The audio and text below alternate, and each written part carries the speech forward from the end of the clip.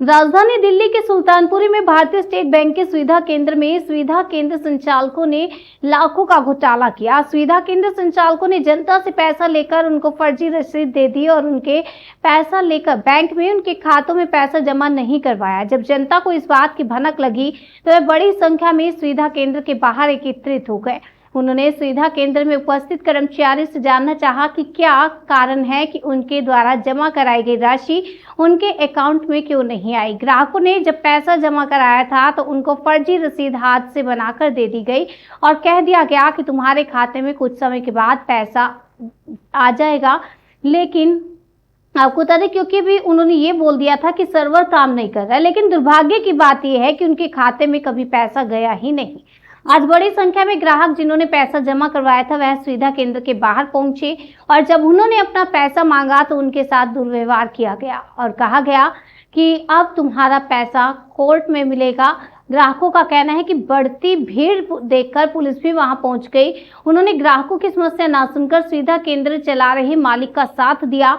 ग्राहकों का कहना है कि उनको उपस्थित पुलिसकर्मियों ने धमकी दी, वे ज्यादा बोलेंगे तो उनको हवालात में डाल देंगे। परेशान होकर ग्राहक अपना निवेदन लेकर एसएचओ सुल्तानपुरी के पास पहुंचे, जहां हमारे संवाददाता सचिन शर्मा ने उपस्थित ग्राहकों से बातचीत की। आइए जानते हैं क्या कहा उपस्थित ग्राहकों ने। नमस्कार, आप देख रहे हैं जन सेतु जन से सरोकार। आज का एक अहम मामला जो आपकी नजरों के आगे लाने के लिए जन सेतु ने की एक बड़ी कार्रवाई कि किस प्रकार जनता का लूटा जाता है पैसा और किसकी मिली भगत से।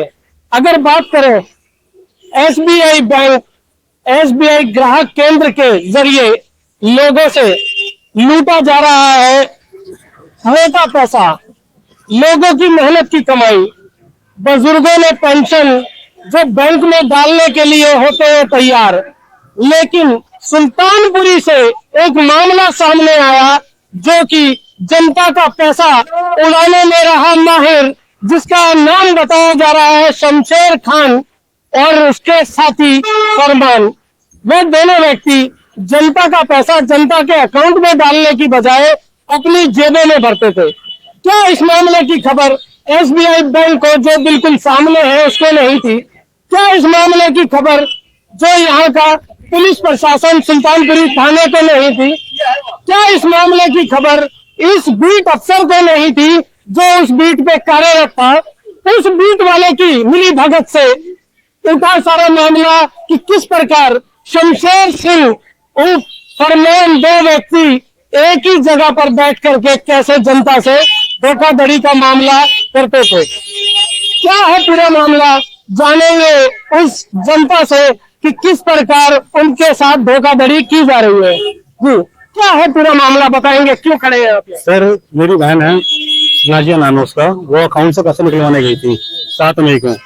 तो उस दुकान पे फरमान नाम का बंदा था, उसने उससे बोला कि जो मेरी सिस्टर आपके अकाउंट में पैसे ट्रांसफर नहीं हो पा रहे, आपको दूसरा अकाउंट दे, इसमें पैसे मैं ट्रांसफर कर दूं। तो उसने मेरी बड़ी बहन का अकाउंट दिया, तो उसने पैसे जो है उसी अकाउंट में डालने के बजाय अपने अकाउंट में डाल दिए और उसने बोला कि पोर्टल में हमारे पैसे चले गए हैं, ये थोड़ी देर में रिटर्न आ जाएंगे अकाउंट में। फिर उसने बोला काम कीजिए, आप कैश पैसे ले लीजिए, आप अंगूठा लगा दीजिए। तो मेरी बहन ने अंगूठा लगाया, अंगूठा लगाने में 30,000 से फिर निकाल लिए, टोटल इसने 60,000 रुपए रख लिए। उसके बाद मेरी बहन का अकाउंट नंबर लिया, केवाईसी में फॉर्म भर रखा था, तो उसमें कोई मैसेज नहीं आया। फिर मेरी बहन ने नेक्स्ट जब एंट्री करवाई तो उसमें 60,000 रुपए गायब थे। तो मेरी बहन उसके पास जाती है, जाने के बाद उससे बोलती है भैया मेरे अकाउंट से 60,000 रुपए गायब है। तो उसने बोला कि बहन सॉरी, मेरे अकाउंट में मतलब गलती से मेरे पोर्टल में पैसे फंस गए हैं और आप एक काम करो, आज मेरा सर्वर डाउन है, आप कल आ जाना। और ऐसे करके वो रोज डेली बहानेबाजी बताता रहा और मैं दिल्ली में बाहर था, इसलिए मुझे इस बारे में कोई जानकारी नहीं थी।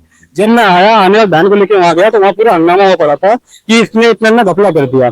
और इस बैंक की इतनी स्थिति खराब है कि बैंक के अंदर जाओ, वो ये बहाना मार रहे हैं कि जीरो बैलेंस वाले को हम ग्राहक सेवा केंद्र में भेजते हैं। ये बात एकदम झूठ है। जिनके वहां खाते खुले हुए हैं, बैंक वाले कुछ काम करके राजी नहीं है। जो भी बैंक के अंदर जा रहा है, आप बाहर जाओ, हमारा सर्वर डाउन है, ये हो रखा है, वो रखा, दुनिया भर की बहानेबाजी। ना इनकी कोई मशीन चलती, ना इनका कोई सर्वर चल के राजी है। और आज जब से स्कैम हुआ है, इनका सब कुछ चलना चालू हो चुका है। अच्छा, अभी जब हमने बैंक में देखा कि हर एक मशीन वो चालू है जो आए दिन बंद रहती थी, हर वो नेट काम कर रहा है जो आए दिन उनको समस्या आती थी कि आज इस कंप्यूटर पे सर्वर नहीं है, उस मशीन पे सर्वर नहीं है, लेकिन ऐसा क्या घोटाला हुआ कि आज उनकी सारी चीजें सर इनका पार्टनरशिप थी। एक बार बताओ, मैं SBI के लाइन में लगने को तैयार हूँ, कितनी भीड़ लग रही है, मैं गेट से लेके काउंटर तक लाइन में लग के जा रहा हूँ। जैसे काउंटर में पहुंचता हूँ, ये बोलता हमारा सर्वर डाउन है, आप एक काम करो बाहर चले जाओ ग्राहक सेवा केंद्र, वहां से आपका काम हो जाएगा।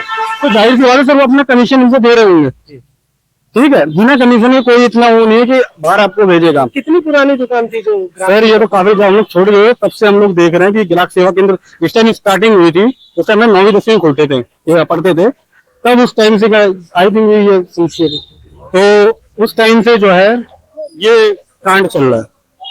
तो पुलिस प्रशासन की तरफ से क्या आपको मिली सूचना की इस पे सर कार्रवाई? कल हमने पुराने बैंक मैनेजर को मैंने पकड़ा था, मैंने उससे बोला, मैं सर कह रहा कि हम किसी को नहीं भेजते हैं, तो वहाँ पब्लिक बैठ रही, पब्लिक जब उन पे हाइपर हुई कि आप झूठ बोल रहे हो तो वो भागने लगा। तो वहाँ हेड कांस्टेबल सोमवीर सिंह खड़े हुए थे, उन्होंने अपने पास बुलाया, उन्होंने कहा कि जो मैन वो है अक्यूज वो पकड़ा गया है और हम कोई तारीख नहीं लगा सकता वो कब होगा, वो थाने के अंदर बंद है, जब आपको कोर्ट से वो आप कोर्ट केस जीतेंगे तब आपको आपके पैसे मिलेंगे। अभी मैं वहां पर पुलिस वाले ने ये बात बोली, हेड कांस्टेबल सोमवीर सिंह नाम है, उनकी आंख भूरे कलर में है।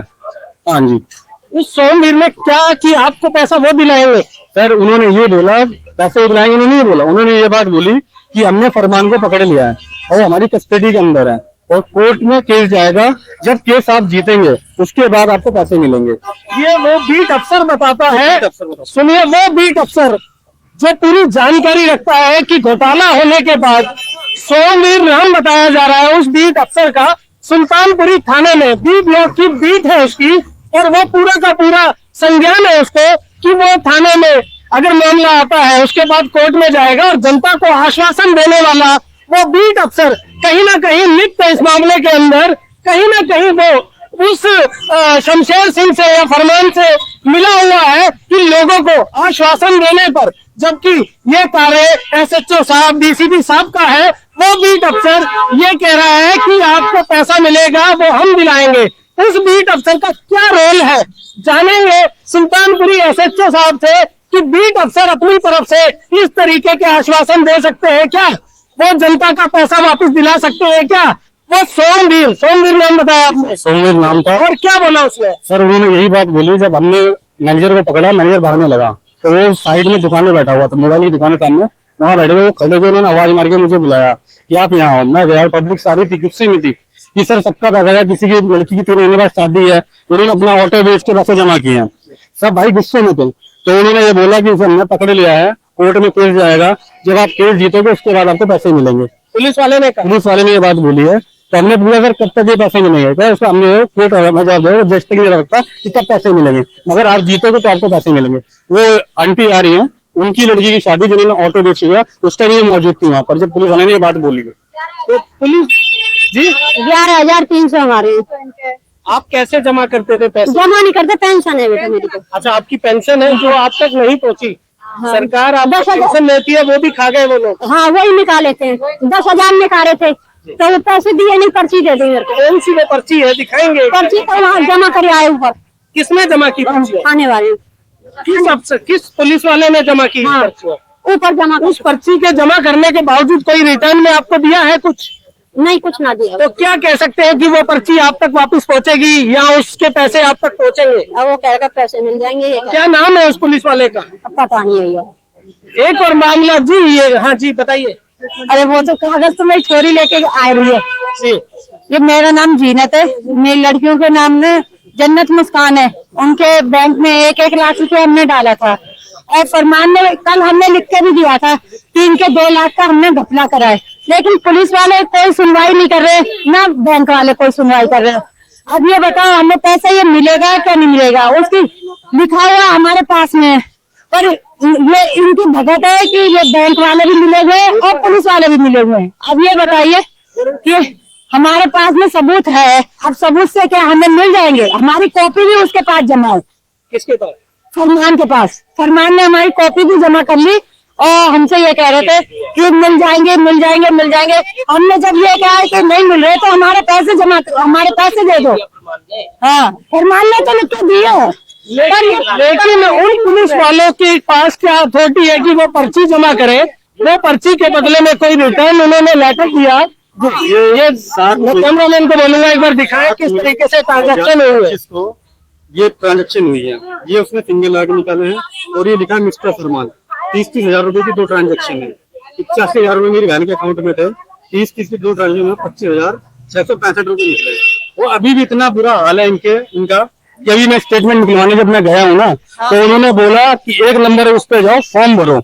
वहाँ लाइन में लगती है तो उनके पास फॉर्म अवेलेबल नहीं है। मैनेजर के पास जाके जब मैंने बोला फॉर्म नहीं है, तो गार्ड ने आके लॉकर से फॉर्म निकाल के मुझे दिया है। और इसके बाद जब ये सर आए, सर से मैंने ये बात बताई है और सर मैनेजर रूम में गए, तब जाके मुझे स्टेटमेंट की कॉपी मैनेजर ने अपने हाथ से निकाल के दी है। और ये पर्ची है जो फरमान द्वारा दी गई है मुझे। ये वो पर्ची जो आपको दी है फरमान द्वारा, ये फोटो स्टेट है और ये पहले जमा कर रहे हैं, उसके बाद क्या सबूत रह जाएगा आपके पास? सर ये फोटो स्टेट में जमा कर रहा हूँ। अच्छा, हाँ, फोटो स्टेट है। पर्चियों को जमा करने के बाद क्या कह रहे हैं कि पैसे आपके लौटा दिए जाएंगे? हमने पर्ची जमा कर ली है, अभी कोई पता बोला नहीं है कुछ भी। तो आपको अगर फोटो कॉपी पुलिस वालों को देनी थी, ओरिजिनल क्यों दे रहे हैं आप लोग? अगर ओरिजिनल दे देंगे तो आपके तो हाथ वैसे ही कट गए। हमने तो रख ली भाई। आप उन्हें बोलिए कि हमें ओरिजिनल वापस दीजिए और फोटो स्टेट रखिए। देख सकते हैं कि पूरा मामला जो यहाँ पर अधिकारी इसकी जांच में जुटे हैं, वहाँ पर बीट अफसर मौजूद है।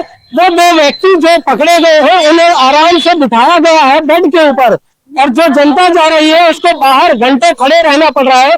क्या जुर्म है इस जनता का कि एक तो उनका पैसा गबन, ऊपर से ही वो जो आईओ है वो आईओ बदतमीजी से बोलता है जनता से।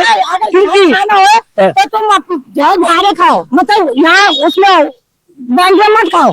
और लड़की से ये कह रहा है अगर तुम्हें मरना है तो बाहर मरो, लेकिन यहाँ कुछ सुनवाई तुम्हारी इस लड़की की शादी है उसे बोलता है, नहीं, उसकी छोटी बहन को बोलता है। उनने क्या था कि मैं झाड़ यहीं खा लूंगी, तो कह रहा है यहाँ मत खाओ, हमारे बाहर जाके खाओ, यहाँ कुछ नहीं होगा तुम्हारा। मैनेजर नहीं बोला है।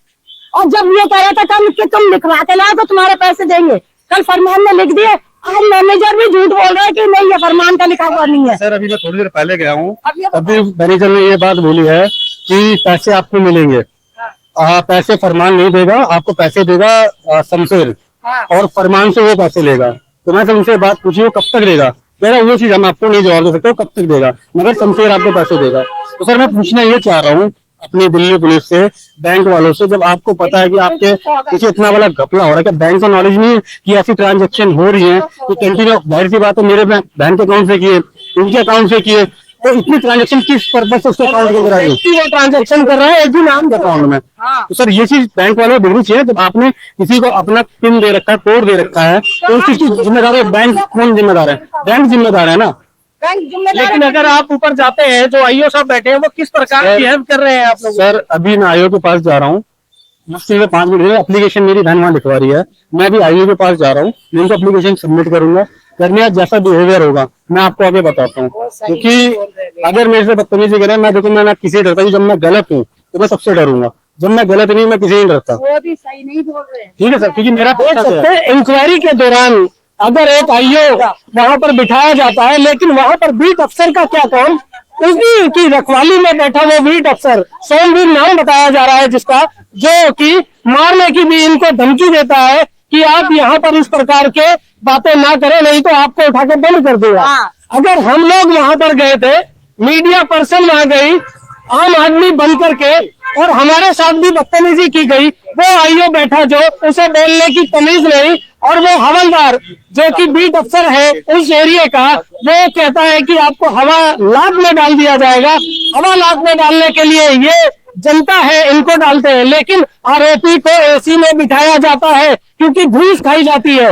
वो घूस जो पुलिस वालों की आंखों पे चश्मा चढ़ा देती है, वो घूस जो इस मामले को शांत कर देती है। क्या इसकी सूचना एसएचओ साहब को नहीं है? क्या इसकी सूचना डीसीपी साहब को नहीं है? क्या इसकी सूचना संजय साहब को नहीं है? अगर यहाँ पे पुलिस मिली हुई है तो जनता के साथ इंसाफ क्यों नहीं? और यहाँ पर जो पर्ची है उसमें ओरिजिनल दी गई है, वो पर्चियां आईओ के पास क्यों रह रही है?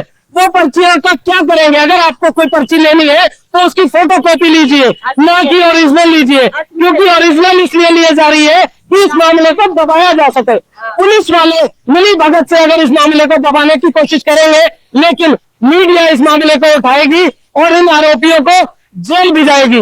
क्योंकि अगर पुलिस वाला अगर अपनी नौकरी सही से नहीं करेगा तो उसके ऊपर भी एक्शन होगा।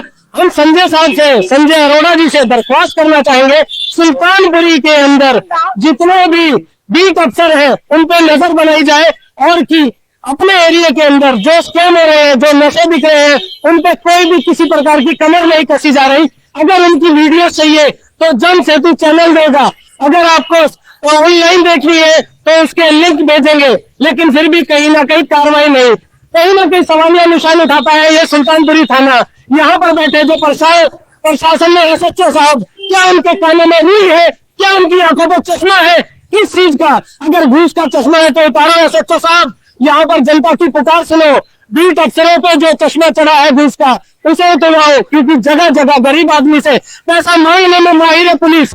अगर पुलिस अपना काम सही से करे तो शायद इतना बड़ा स्कैम ना होता जो बिल्कुल बैंक के सामने है। और अभी तक कोई कार्रवाई नहीं की गई किसी, और उन्हीं आम आदमी से, उसी जनता से वो पर्चियां ली जा रही है, कहीं ना कहीं उसको ढक ना दिया जाए। अगर वो पर्चियां पब्लिक वापस मांगे तो बेहतर उसकी फोटोकॉपी जरूर कराए। एक बात और कहना चाहूंगा IAS साहब और सोमवीर साहब को कि अगर कोई व्यक्ति आपके पास आता है तो प्लीज रिक्वेस्ट है कि उससे रिस्पेक्ट से बोले, हवालात की धमकी ना दे, नहीं तो उन हवालात में डलने के लिए सारी जनता तैयार है। जी क्या था?